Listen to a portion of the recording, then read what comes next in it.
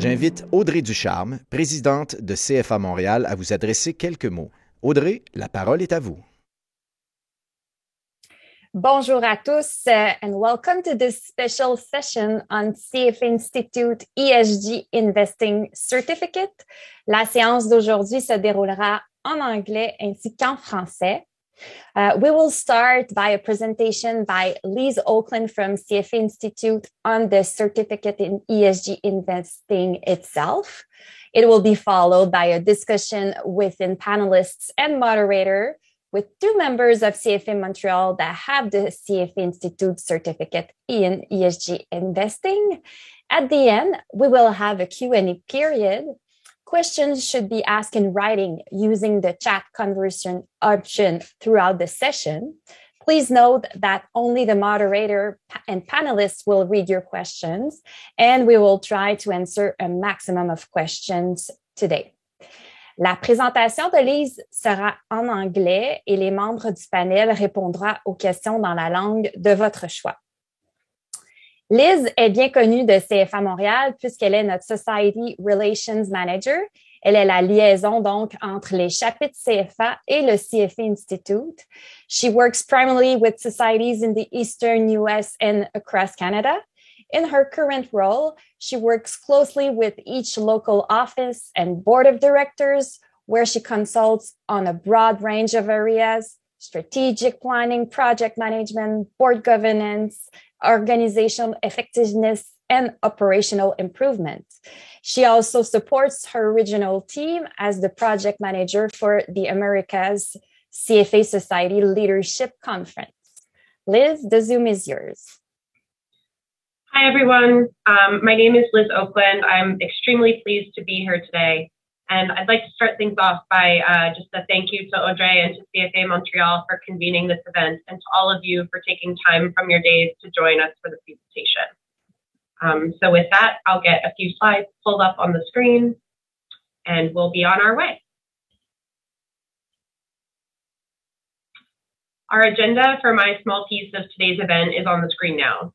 In the interest of time, I won't go through all of my slides in full detail, but everyone will receive a copy of the slide deck after the event in case anyone wishes to take a closer look at something there wasn't time to cover during the presentation itself. I'm here today on behalf of CFA Institute to speak on their new Certificate of ESG Investing, which launched in 2019. CFA Institute is a global organization that advocates for the highest standards of ethics, education, and excellence in the field of investment management. The CFA program, which culminates in the Chartered Financial Analyst designation for those who successfully complete all three levels, is our marquee offering and the cornerstone of CFA Institute's mission. The vast majority of more than 165,000 CFA charter holders around the globe are affiliated with the local CFA societies, such as CFA Montreal. CFA societies are amazing partners for CFA Institute, run by dedicated board members, volunteers, and staff who are passionate advocates for our mission and do a tremendous job of serving their local members. If this is your first time attending an event hosted by CFA Montreal, welcome, and I hope you will spend some more time on their website after we're done today, as this is just one of the many valuable programs and opportunities the society has to offer. CFA societies also work to provide top-tier learning and development opportunities to local practitioners, which helps those affiliated with the CFA community rise to or stay at the top of their field. It is our belief that a more nuanced and practical understanding of how to analyze and integrate material ESG factors into investment decisions is one of those essential skills that's needed to succeed in advance as an investment professional in today's market. This brings me to the Certificate in ESG Investing, which is the newest certificate program offered by CFA Institute. The certificate in ESG investing is a comprehensive foundational course for anyone working in the investment management industry who wants to build their understanding of ESG in the investment process. It has been created by practitioners for practitioners. It provides a solid framework of ESG knowledge, which allows you to synthesize and complement the abundance of ESG webinars, articles, and research we are all now exposed to on a daily basis. The certificate is becoming recognized as the leading ESG qualification for our industry, with over 17,000 registrations to date and endorsements from leading employers, including UBS Asset Management, Goldman Sachs Asset Management, Mercer, William & Blair Investment Management, and many others. It's backed by CFA Institute's global brand and officially recognized by the PRI. The certificate is designed for investment practitioners and is suitable for anyone working in front or back offices as well as adjacent roles. This includes sales and distribution, wealth management, product development, financial advice, consulting, and risk, as well as anyone who's looking to understand or improve their understanding of ESG issues more broadly. Around 60% of the registrations for the certificate to date have been from either investment or client-facing professionals, and the split between these two groups is about 50-50. The program itself is a self-paced study program that's currently supported by a digital training manual. The curriculum will be migrating to a more interactive learning platform later this spring. For anyone who's recently sat for a level of the CFA program, you're probably familiar with the learning ecosystem.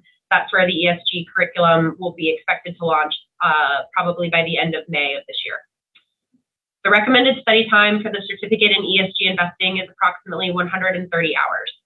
Candidates who already hold the CFA charter have reported spending closer to 100 hours in preparation for the exam, but having the CFA designation or having sat for even one of the levels of the CFA program is not a formal entry requirement, and there will be lots of great candidates for the certificate in ESG investing for whom the full CFA charter wouldn't make sense given their roles or career trajectories. The exam itself runs just under 2.5 hours and includes 100 multiple choice questions and item set questions. The exam can be taken through remote online proctoring or where available at a local Prometric test center. There are several tangible benefits towards considering the certificate in ESG investing for your firm or for a team that you manage, as well as looking at it from an individual perspective. Within organizations, the certificate can help raise the understanding of the why, what, and how of ESG across different teams and job functions, and it creates a common language and culture around ESG investing practices. This enables more effective knowledge sharing, product evolution, and responses to client questions and demands. If bulk sales for your team or division is an avenue of interest to you, I encourage you to reach out to me directly to discuss those options in more detail. We'll have my confirmation or my contact details at the end of the presentation, and we'll also drop them in the chat for easy access.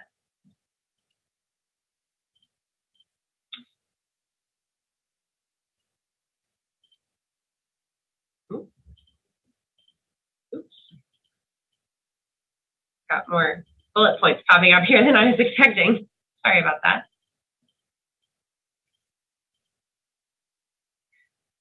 All right, there we go.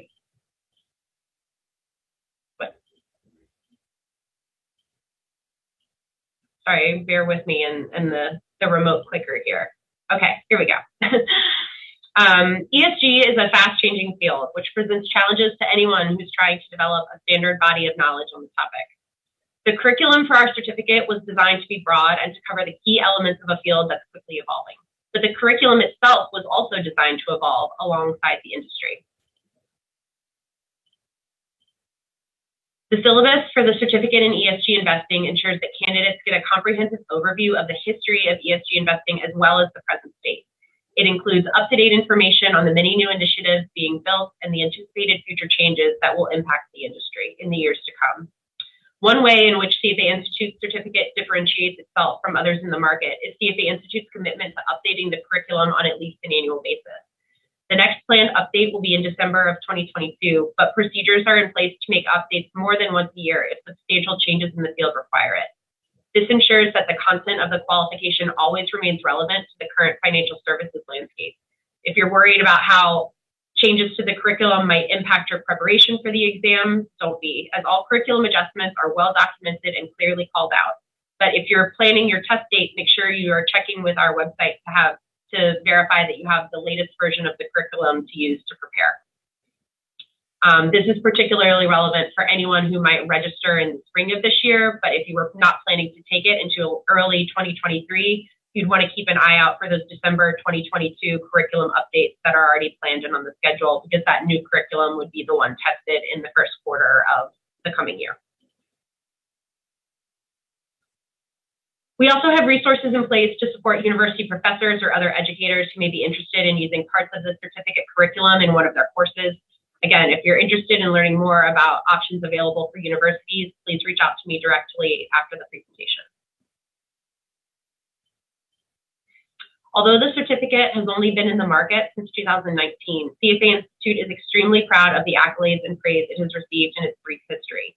We firmly believe in the content, and we believe that successful candidates can leverage this qualification to improve their competitive career advantages, increase employability, expand ESG knowledge, and develop the skills and competencies to fulfill both fiduciary responsibilities and firm-wide responsible investment mandates.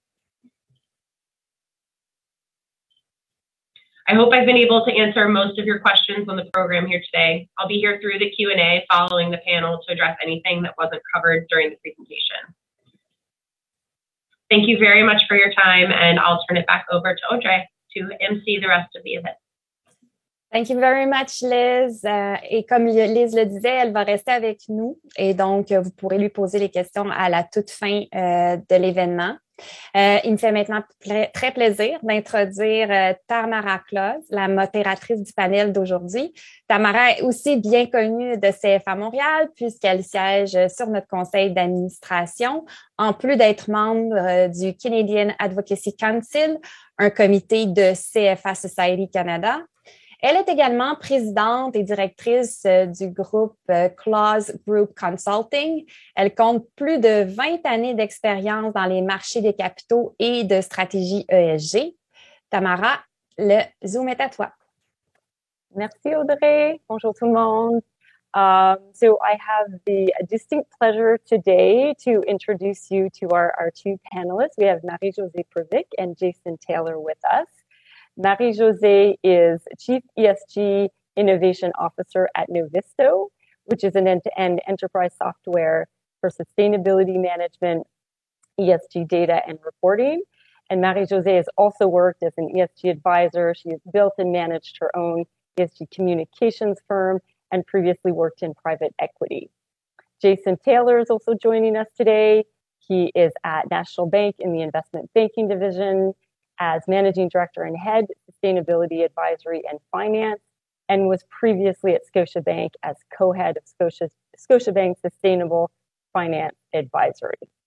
So to get us started, we'll be doing the questions in English and French, and please do not hesitate to put your questions in the chat.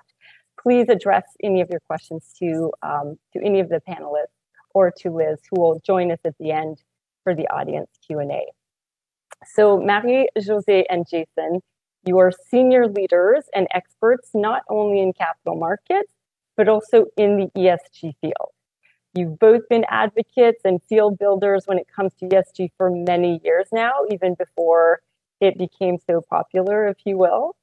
You obviously also did not need to do this certification to work in the positions you currently hold. So please spend a few minutes, each of you, maybe we'll start with you, Marie-Josée, to tell us what exactly led you to take the CFA ESG certificate exam. Sure. Thanks, Tamara, and hello, everybody. It's a pleasure to be here with you today to talk about this. I think it's a really worthwhile initiative. What led me to want to take this certification, I think, is because this field is evolving extremely quickly. And for most of us who have been in it for a while, the learnings we have done have been in the field with empirical practice and collecting information, collecting knowledge and insights of the different trends, the initiatives, what people are doing, what's happening on a day-to-day basis. And doing the certificate was a way for me to consolidate this learning, to consolidate, to confirm, to get a holistic view, maybe to identify any potential, gaps in my knowledge, in my understanding of the sustainable finance landscape. And I thought that for that, it was a very worthwhile exercise. It's a great holistic program that really gives a really good base level knowledge of ESG investing and sustainable finance. Excellent. Jason? Yeah, sure. I echo that unquestionably. For me, I guess I had the fortune of getting introduced to the area through the McGill HSC MBA program, and during my final paper, I focused on the effects of climate change on capital markets, and I fell upon a piece of research out of NYU that really influenced me and kind of stopped me cold in my tracks. That stated that in this report's estimates, up to 80% of intangible data drove company value, or company value was driven by 80% of intangible data. Now, probably we can agree that that's probably the extreme case. But even if we called it 50% or 40%, as a CFA, that's a lot of value running through financial statements that are not being captured. So I think it also complements really well a program, for example, anyone who's studying sustainable business or corporate sustainability or accounting. And it becomes, for me, an exercise of identifying my unknowns. Like, more importantly, what do I know, but what is it that I don't know, so that when I'm working, and what are some of the common pitfalls or gaps or potholes, the very appropriate terminology around April in Montreal, but it was that. So, and then I also noticed that it's a lot of even through the work in the last couple of years, like, it's becoming more science than art. At the beginning, it was more art than science. And then thankfully, with all the work that's being done, and so although there's still some discrepancy on how people apply certain concepts, they're becoming much better, so plus encadrés, if we want to say so. That really was it for me. Thanks, Jason. And yeah, to totally echo all of those statements. Definitely, I think everyone that works in ESG can certainly say that it's just constantly evolving. So the most information and training that we can get, the better, right? It just makes it that much easier.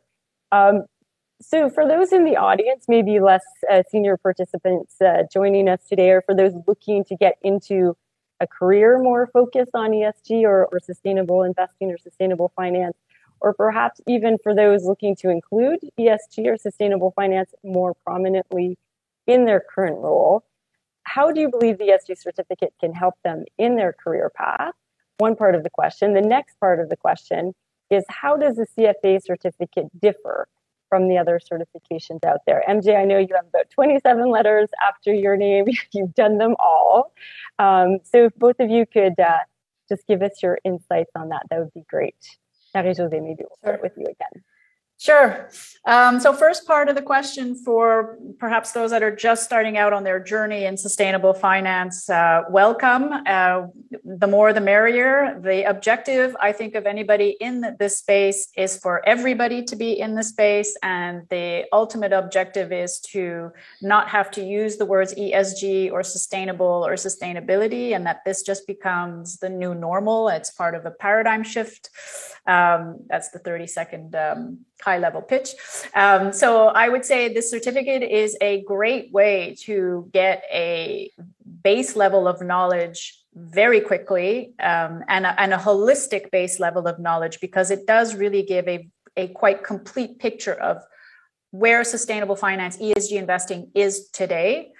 And I'm very happy to hear that the curriculum will be updated at least annually. I think that is a great indication of how fast the market is evolving. It is essential, and I'm so happy that that is the case, because I think it will make this certification even more relevant and definitely a competitive advantage relative to other certifications that don't get updated so often, and also relative to any university curriculum, which we know does not get updated as often. So it's a great complement to any kind of university training, a great way also to formally demonstrate and not only an interest, but a base level of knowledge in the field. I mean, there's a lot of jobs out there in ESG investing, and a lot of willing candidates, a lot of earnest candidates, but not necessarily having past working experience or having specific training in the field. And so to be able to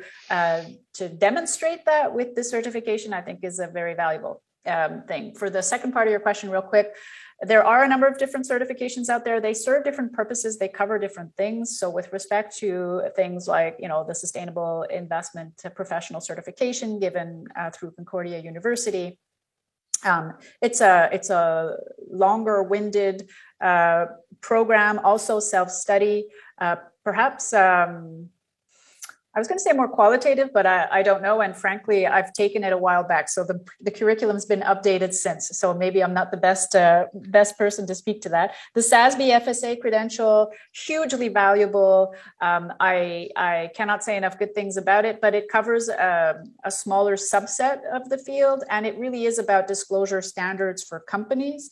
So it's a different topic altogether. My turn. Yeah. So what I'm finding, this is kind of an interesting observation I've made over the last couple of years.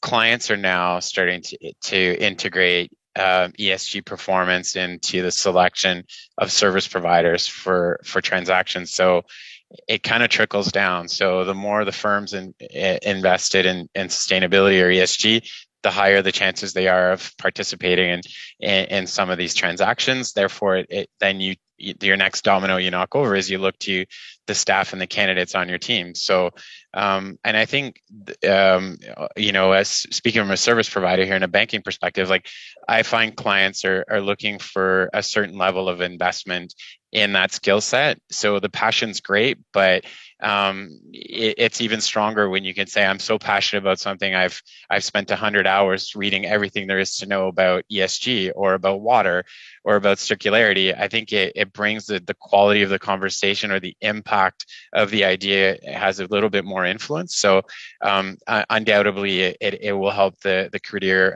path.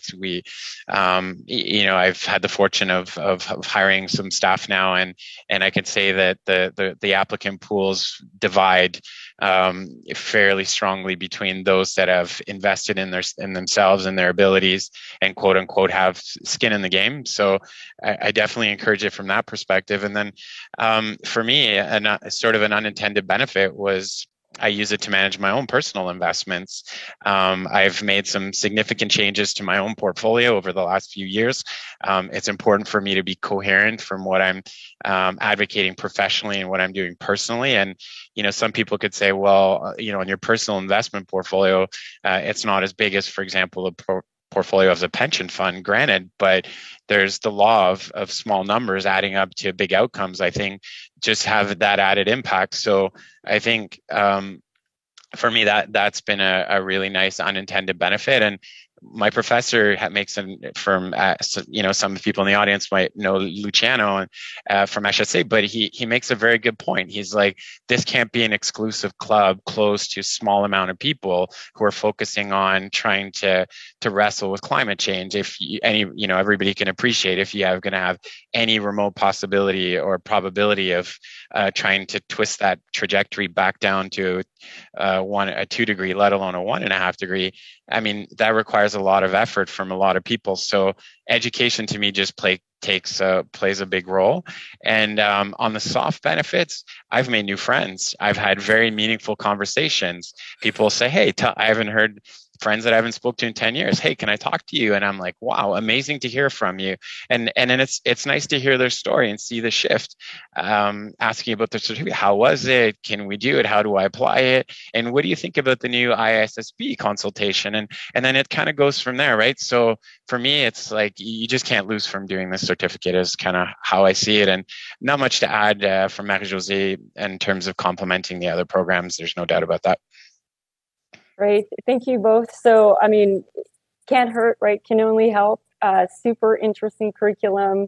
Will help you on your personal investments and you'll make friends, right? So can't go wrong. Thank you so much to both of you. Now, on va switcher en français pour un peu plus des questions pratico-pratiques. Premièrement, combien de temps avez-vous consacré pour étudier pour cet examen? Puis, quels sont vos conseils pour bien se préparer à cet examen? Puis, finalement, d'après vous, quelles sont les connaissances minimum pour être capable de passer cet examen? Do you want to go first, Jason? No, if you go ahead and give me some time to order myself here. Donc, le CFA Institute recommande environ 130 heures. C'est probablement une bonne estimation. Je dirais que pour ceux qui travaillent dans le domaine de la finance durable depuis quand même un certain nombre d'années, il n'y a pas énormément nécessairement de nouvelles matières. C'est sûr que c'est un curriculum qui est quand même très complet. Il y a pas mal de lectures. Donc, c'est peut-être un peu moins que 130 heures. Et je pense que ça n'a rien à voir avec être CFA ou pas. Ça a à voir avec être dans le domaine de la finance durable. Donc, être familier avec les concepts d'investissement responsable, de finance durable. Pour quelqu'un qui est nouveau dans ce domaine-là, je dirais c'est peut-être 130 heures ou peut-être même un peu plus. Le curriculum est bien fait, c'est la source essentielle d'information. Par contre, il y a énormément de sources complémentaires. Donc, la bibliographie est très complète pour n'importe qui veut creuser et approfondir et peut toujours lire plus. Mais c'est un programme aussi qui est conçu pour tester honnêtement, je dirais, la matière à étudier. En d'autres mots, c'est pas des questions pièges, c'est pas des questions qui demandent d'avoir vraiment un bagage de connaissances énorme en dehors du curriculum. Qu'est-ce qu'il faut avoir comme bonne connaissance? Bonne connaissance de la conduite des affaires, de la conduite des marchés des capitaux, d'une manière générale, des pratiques d'investissement aussi. D'une manière générale, je dirais, je vais m'arrêter là, donner la chance à Jason. Moi, je dirais, écoute, chacun a son style d'apprentissage. Pour moi, je prends mon temps parce que pour moi, c'était plus important de comprendre la matière que de passer l'examen. Fait que quand je lisais une section ou un paragraphe ou quelques pages, pour moi, j'apprenais beaucoup si je prenais une pause puis j'allais cliquer dans l'organisme. Fait que si j'allais fouiller dans le PRI ou dans les divers sites, fait que ça l'améliorait mon apprentissage. Fait qu'il y a des gens qui pourraient dire que c'était un peu plus long, mais c'était par choix. C'est sûr que pour quelqu'un qui travaille déjà dans le métier ou qui est CFA, il y a plusieurs raccourcis qu'il peut prendre. Je vois une question des panélistes qui posent pourquoi ça pourrait prendre tant d'heures si c'est un nombre limité de pages. Puis je pense que c'est vraiment ce que quelqu'un veut faire du curriculum, c'est la beauté des choses. Je pense que juste le site de GRI, tu pourrais prendre un mois à essayer de tout le comprendre, puis ton centre multiplie rapidement. Mais si c'est que quelqu'un qui travaille dans le durable ESG, il va probablement juste flipper, tourner les pages rapidement. Donc, mais moi, je pense que pour moi, j'encouragerais les gens vraiment à le faire. Je comprends le bénéfice de mettre un autre certificat sur un CV parce que ça a un bénéfice immédiat en termes d'emploi peut-être, mais plus important, c'est de vraiment prendre le temps de vraiment comprendre les notions. C'est complexe, c'est ça qui le rend aussi stimulant et amusant, mais en tout cas, ça c'était un peu mon approche. Merci. Marie-Josée, Jason vient juste de toucher un peu là-dessus en termes de matériel à étudier. C'est sûr, c'est un certificat basé sur l'auto-apprentissage. Il n'y a pas de cours, pas de projet, pas de travaux. Est-ce que toi, tu avais utilisé d'autres matériels en dehors du curriculum pour étudier puis passer l'examen? Non. Et je dirais que je n'ai pas non plus trop été cliquée sur les liens comme Jason. Bravo, Jason. D'une part, parce qu'il y en a plusieurs qui m'étaient familiers. Honnêtement, pour quelqu'un qui travaille dans ce domaine-là, qui suit ce domaine-là de près, encore une fois, il n'y a pas énormément de nouvelles matières. Par contre, ce que je dirais qui est il y a quand même je veux dire, ça dépend du niveau de compréhension des gens et chacun doit y aller à son rythme, aussi rythme. Quelqu'un qui fait ça en travaillant à temps plein, c'est pas évident, donc on peut pas nécessairement consacrer plusieurs heures d'affilée. Donc, je dirais que je pense pas que ce soit essentiel. Par curiosité, certainement. Si vous n'êtes pas familier avec les différentes sources, certainement, parce que la plupart sont des sources que vous allez devoir connaître si vous voulez travailler dans ce domaine-là. Par contre, il y a les questions aussi. Il y a des questions pour chaque chapitre qui servent à consolider les connaissances. Puis après ça, il y a les questions d'examen pour tester un peu, pratiquer un peu le genre de questions d'examen. Et je dirais que sans être hyper difficile ou impossible à répondre, il y a quand même un certain degré de réflexion, donc qui demande quand même une absorption de la matière. Donc ça prend quand même, je pense, le temps de lire attentivement le curriculum. Parfait. Merci. I see that the time is flying. I think we could talk about this for much, much longer, but we want to leave some time for questions from the audience. Just before we get to that, Marie-Josée and Jason, any last comments for the audience before we get into the Q&A? Jason? Good for me. Thank you. Yeah, I think it's a great program. I think it's a must for anybody wanting to work in this space. There's a lack of formalized, recognized training, and the fact that it will be kept up to date is a huge plus. Mm-hmm. Agreed. Redoing that curriculum is fantastic. Very ambitious of CFA Institute, but they can definitely pull that off. So we'll be now going to audience Q&A. So please, everyone, just enter your questions in the chat function if you have questions, and Liz will be rejoining us for this portion of the webinar. So I'm just looking at, so there's a question here, which I don't think we have the answer to right now, but maybe someone from CFA can look at this and get back to us. But what is the number of candidates or maybe Liz, you know this, what is the number of candidates who completed the certificate in Canada? And do you plan on creating a directory? We have the Responsible Investment Association that does a sort of directory of people that completed this designation. Liz, do you have any color on that, or should we leave that for a bit later?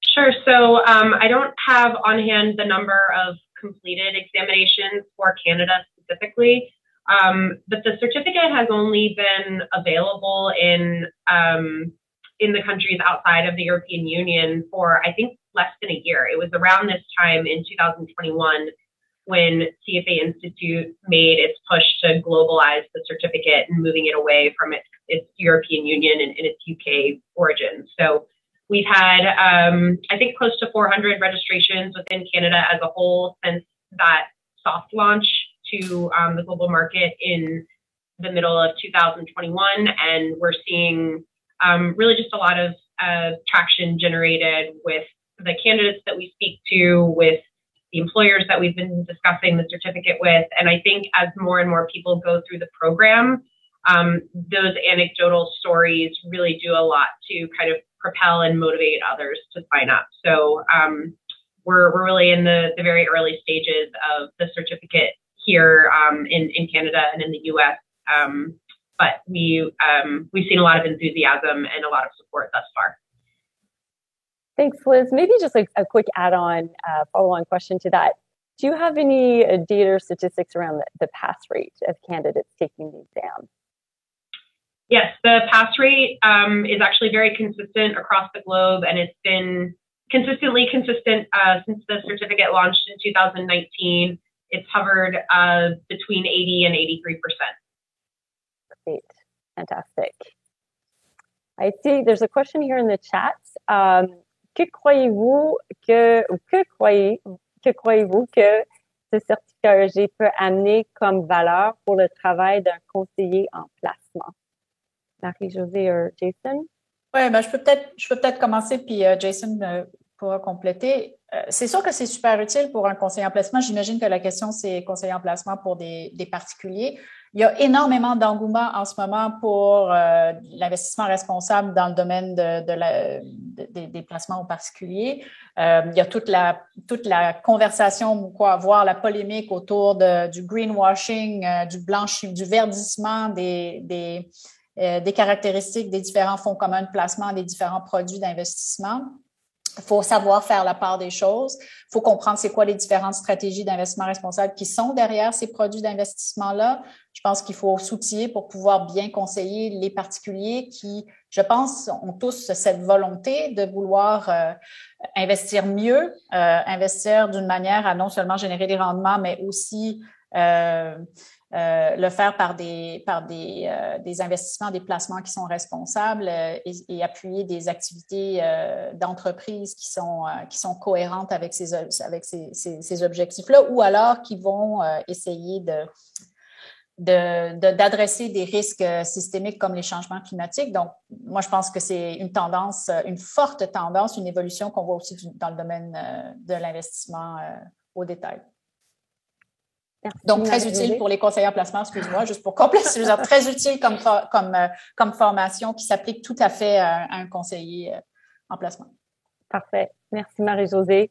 Il y a une autre question ici. This would be for Liz. I believe I know the answer to it, but I'll just make sure. Is the certificate program offered solely in English? Are there any plans to offer it in different languages? The certificate is currently available only in English, and I'm not aware of plans to make it available in any other languages at this time. Got it. Thank you. And there's a question here about when the curriculum will be updated. I believe that's in December of 2022 that it will be updated. Is that right? Great. Yes. Thank you.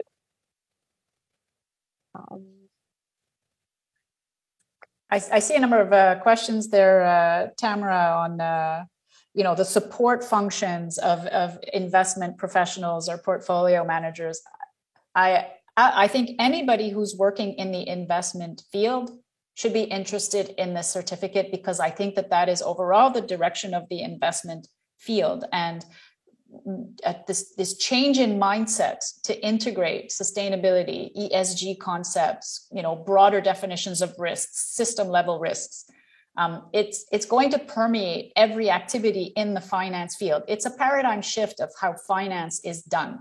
So anybody working in finance has potentially an interest in learning about these things. And even if your title doesn't have ESG or sustainability or responsible in it, you can definitely, help move things forward. And having just greater knowledge of what this is all about would help you do that. And I would say, once you've done the certificate, it's a continuous improvement process. It's a continuous learning exercise, because the market is moving so fast that you need to keep up. You need to keep reading. You need to keep following the space and what's happening. This certificate is actually a great way for people who are getting into the space to jumpstart that, to get a great base level, to then be able to keep up when you're going to see things come out. You're going to see news items or major occurrences, that you're able to interpret it and internalize it, and then keep building your knowledge base. And I think that applies to anybody in finance. Yeah, absolutely. I would just add, an ESG integrated firm, it's a whole new operating model, right? For an organization, whether it's an asset manager, an asset owner, even a corporate, and it touches all the different functions, like Marie-Josée was saying, for a fully integrated firm. And so looking at evaluation, looking at valuation risk, even looking at, back office support functions, we've seen leading managers go to their banking institutions, right, and ask for discounts on their loans and just the types of margin accounts they have based on their ESG and sustainability profile. So it really does touch all the different activities within a firm. And I would say, in responding to some of the questions, it's all asset categories as well. So c'est pas juste les actions des entreprises cotées en bourse, c'est tout le domaine des placements privés, encore à plus forte raison dans le domaine des capitaux privés. Puis c'est pas juste les capitaux privés des grandes entreprises, ça s'en va même jusqu'au capital de risque, au venture cap, et où les investisseurs qui sont les bailleurs de fonds, qui sont les détenteurs d'actifs, vont pousser les gestionnaires de ces fonds-là à adhérer à des pratiques d'investissement responsable, à tenir compte de ces enjeux-là. dans la sélection des investissements des entreprises dans lesquelles ils vont investir dès le tout début, à la conception même de ces entreprises-là. C'est vraiment à travers tout le domaine de la finance. Absolument. J'ai une question ici pour Jason. Nous avons beaucoup parlé de conseillers en placement et de gestionnaires de fonds. Qu'en est-il du point de vue d'un émetteur sur le marché obligataire? Très bonne question. Écoute, c'est un marché qui est extrêmement dynamique en ce moment, qui évolue beaucoup. On est dans l'ère des obligations liées à indicateurs de performance. Ouf, ça en est long, ça. Les fameux SLB. Puis, il y a un investisseur institutionnel très connu dans le marché qui me confie une opinion dernièrement qui me dit, d'après eux, si une entreprise a un engagement AEG, ils sont implicitement un SLB. Peu importe si le coupon va augmenter ou baisser. Puis, je pense que quand, dans les premières années d'émission, la vérification se passait vraiment au niveau des projets, fait qu'on appelle ça les use of proceeds, pour voir si les projets finançaient l'argent finançait des projets verts. Puis si oui, ben c'était un achat. Mais il y a eu un rapport assez controversé il y a 2 ans. La Banque internationale, le BIS, c'est que la Banque centrale des banques centrales qui a fait une étude d'obligations vertes d'émetteurs, puis ont trouvé qu'il y avait des émetteurs d'obligations vertes qui ont continué à augmenter leur GES. Fait que ça a comme un peu créé un froid sur le marché, au moins reculer les gens sur leurs talons, puis mis un peu d'eau sur l'engouement. Puis, fait que là, à partir de ce moment-là, la vérification vraiment se fait à 2 niveaux. Au niveau des projets financiers, mais aussi à la trajectoire de l'entreprise. Puis, comme on entend les investisseurs ils ont vraiment beaucoup de compagnies à suivre. Les équipes sont quand même petites en plusieurs cas. Fait qu'il y a grand intérêt à rendre l'information accessible d'une manière dans un cadre financier. Puis, si on suit la théorie, ben la théorie, c'est que le plus qu'une entreprise intègre le ESG, le mieux elle va performer, plus avoir accès au capital. Sauf que les investisseurs, ils veulent que les gens le démontrent. C'est le fameux don't say it, prove it. Puis c'est la divulgation puis qui devient vraiment important. Puis je pense que le certificat est bien positionné pour aider les gens en trésorerie puis de faire ce travail-là. Puis le but ici, c'est que oui, c'est de la main-d'œuvre au début, mais à la fin, l'objectif, c'est que le coût de capital diminue avec le temps parce que pourquoi tu dérisques l'entreprise? Fait que c'est oui, au début, ça peut être un peu inconfortable à l'apprendre, mais le bénéfice à long terme, il est vraiment non négligeable. Fait que je pense que le programme adresse beaucoup ce besoin-là. Puis quand il y a des transactions dans le marché, les investisseurs, beau à financer un programme de transport électrique, mais s'il y a des centrales de charbon au niveau corporatif où une compagnie est verte ou durable, mais il y a zéro diversité. Je pense que le risque de profil est pas optimisé. Fait que, en tout cas, je pourrais en parler longtemps sur le sujet. C'est un milieu que je trouve super intéressant. Fait que j'espère que c'était utile mes commentaires. Ouais, no, absolument. Thank you, Jason. You heard it here. Jason's the one doing the deal, so he just told you. A quick question for Liz. Once you've acquired, this is an excellent question. Once you have acquired the certificate, do you have access to the annual updates? Yes. Okay. You have to sign up again for the certificate, or do you have to sort of, pay for them, or is there a way that they can? No, the updates to the curriculum are made available to candidates in the same way that refresher readings keep CFA charter holders up to speed on edits being made to the CFA curriculum. Oh, that's awesome. Thank you. That's great. Yeah, that's really great to know. So even after you pass the certificate, you have access to those. Yes, I don't know the exact delivery mechanism for those updates or when the updates would be rolled out to successful certificate holders, as December of 2022 will be CFA Institute's first update to the curriculum without our partnership with the CFA Society in the UK, who initially developed the curriculum and the program. But more information on that to come, certainly. Fantastic. That's great news. Thank you, Liz. Another quick question for Liz. Is the exam accessible throughout the year or just at certain times during the year like the other CFA exams? Yes, the exam is accessible throughout the year. You can book an appointment at a local test center or make a request for an online proctored exam session through CFA Institute's online registration portal. I think it's something like 30 days in advance, or maybe even as little as 2 weeks. There's not a lot of time needed to set it up. So you've got a lot of flexibility in terms of mapping out your study schedule and making sure that you're in a position to be well prepared to sit for the exam before you actually pick a test date. The only caveat is that you need to register for a test date within 1 year of when you initially register for the examination or for the program. Great. Thank you, Liz. Jason, did you do it in person or remote? It was remote. Yeah, I did it in person, and it went really well. It's very, they're proctored exam centers. Obviously, they're not CFA specific, but it was very well organized and it went very smoothly. So great, fantastic. Here's a question for MJ. We've gone over, but I know if everyone can hold online, we have lots of questions. So we'll answer a few more.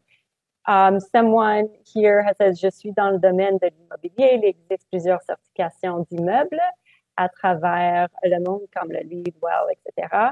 Est-ce que ces types de certifications sont abordés dans le programme ESG? Puis un peu plus large peut-être, est-ce que les classes actives privées, comme le real estate, private debt, etc., sont abordées dans le programme ESG? Ouais, les catégories d'actifs sont abordées, c'est sûr, parce que l'intégration ESG peut se faire dans toutes les catégories d'actifs. Les certifications des immeubles, LEED et autres, et WELL, accessoirement, je dirais, dans le sens que, honnêtement, j'y vais de mémoire, là, mais ça m'étonnerait pas qu'ils y fassent référence dans le sens pour expliquer comment l'industrie de l'immobilier finalement adhère à des pratiques de développement durable, parce que c'est ça que c'est. Il y a aussi dans le domaine immobilier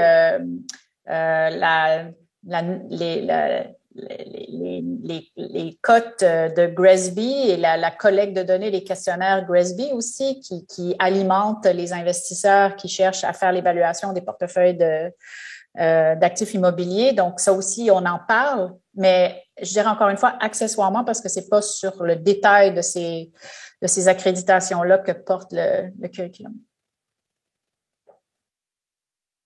Merci beaucoup. Il y a une très bonne question ici aussi. Maybe for Liz again. Now, so for those people doing their CFA, how will ESG be integrated into the CFA curriculum now that there is a distinct certification for ESG investing? Sure. So ESG has been a part of the CFA program curriculum for quite some time now.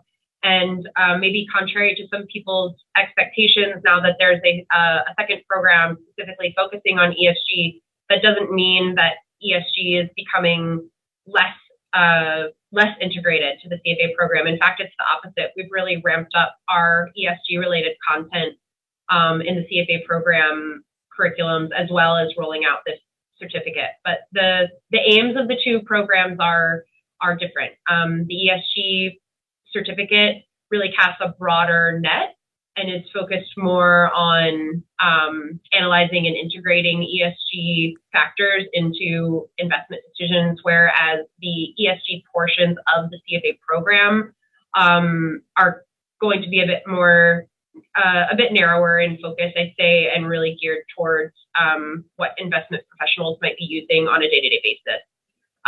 The ability for us to update the ESG curriculum over the course of the year, if needed, also kind of changes is a differentiator between the two. But I think it was Marie Jose who made the point earlier. This is just the way of the industry at large, and so the certificate in ESG investing is a great qualification for anyone who's looking to make this a part of their career path. But we believe that in the future it's going to be pretty inseparable from what people need to know to practice in the industry in general. Yeah, can I just add one quick comment to that? I think I think that's great, actually, that it's not the same. And I applaud the efforts of CFA Institute to actually push forward with more integration of ESG into the entire CFA curriculum as it should. But I think they are completely different. And there are way more people working in the field of finance than there are CFAs. And by finance, include the banking system, include the insurance companies. It's really like very, very broad. So, and not all of these people are CFAs or need to be CFAs, frankly, but everybody should have a base level knowledge of sustainable finance. And to be clear also, because I've heard this so many times that, you know, the ESG investing certificate is like CFA level 4. It's not, has nothing to do with the CFA. And that's a good thing for a lot of people. Thank you. Thanks, MJ. I do have a question particularly addressed to you. Bonjour Marie-Josée, j'ai suivi ton cours en réduction de compte à l'UQAM. Pour quelqu'un qui n'a pas d'expérience en investissement, est-ce que ce certificat peut aider à trouver facilement un emploi dans le domaine? Excellente question. Je serais curieuse d'entendre qu'est-ce que les autres ici auraient à dire. Je veux dire, mon expérience, ça dépend c'est quoi le poste. En finance, généralement, heureusement ou malheureusement, ça prend aussi une formation en finance. Donc, ça dépend c'est quoi le poste. Ça dépend c'est quoi les prérequis. Ça dépend c'est quoi votre intention de cheminement de carrière. Donc, difficile de répondre à la question. Je dirais plutôt oui que non, mais... It's not a finance focus. It's not a finance focus, absolutely. It does not replace ça remplace pas un diplôme en finance. Donc, si le poste exige un diplôme en finance, ben, ça vous permettra pas de répondre aux critères. C'est une bonne façon peut-être de voir les choses. So maybe one final question, and then we'll pass it back over to Audrey for the audience as well. Liz Oakland has very gracefully and nicely put her email address in the chat. So if you have any specific questions around the program, please reach out directly to her. So one final question, compared to the CFA curriculum, would you say the ESG certificate is more qualitative in nature rather than analytical? Jason? I would say yes. MJ? Absolutely. Yeah. It's a subject in and of itself. It's more qualitative than... I'm pretty sure you don't really need a calculator to do that exam. You count better than I do, MJ, so I'd probably bring my calculator anyway. So, all right. Thank you so much to all of our panels this morning, for Liz for joining us. I will pass it over now back to Audrey. Merci, Tamara. I would also like to thank Liz from the CFA Institute for being with us today. Merci, Tamara, Marie-Josée, Jason, d'avoir partagé votre expérience. C'est vraiment utile pour comprendre comment le certificat est pertinent pour différents métiers. It was very enlightening. I would also like to thank all participants today. We hope we convinced you to register to the certificate. Donc, j'invite tout le monde à consulter le site web de CFA Montréal pour plus d'informations et aussi pour vous enregistrer. On va mettre le lien dans le chat de l'événement également. Je vous souhaite une excellente journée et une très belle fin de semaine. Merci à tous.